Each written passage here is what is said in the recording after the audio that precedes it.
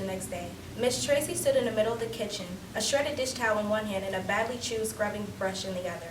"Bad girl," she scolded. "Bad girl," Peter echoed.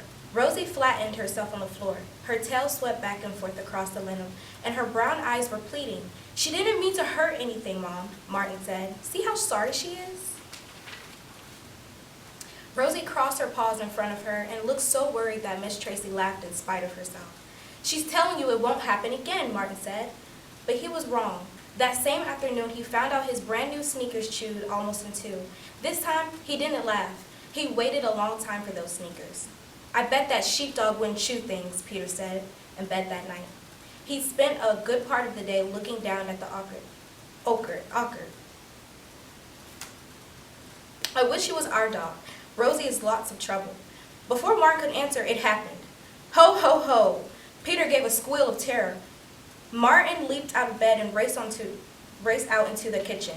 "Dad, Mom!" His legs flew out from under him as Rosie hurtled to meet him, filling the air with her barks. They rolled across the floor, ending up at the open door to Mr. and Mrs. Tracy's bedroom. Martin's father switched on a light and blinked down at Martin. "What in the world?" "In there," Martin gasped, pointing at his bedroom. "Someone's in there." Mr. Tracy dashed into the bedroom with Martin, his mother and Rosie close behind him. "Peter!" Miss Tracy shrieked. "Where's Peter?" "I'm here," Peter said shakily. He pushed back in the sheet that was covering his head and looked fearfully into the far corner of the room. Someone was over there in the corner. "Dad," Martin said. "We both heard him. He was laughing." "He was what?"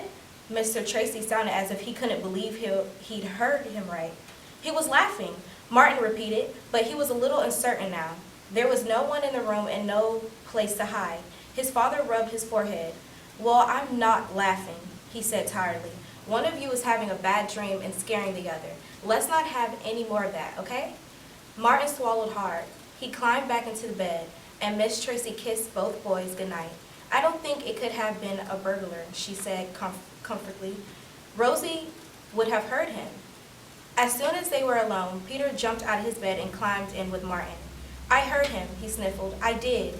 "So did I," Martin said. "But who's going to believe us?" "Nobody, that's who."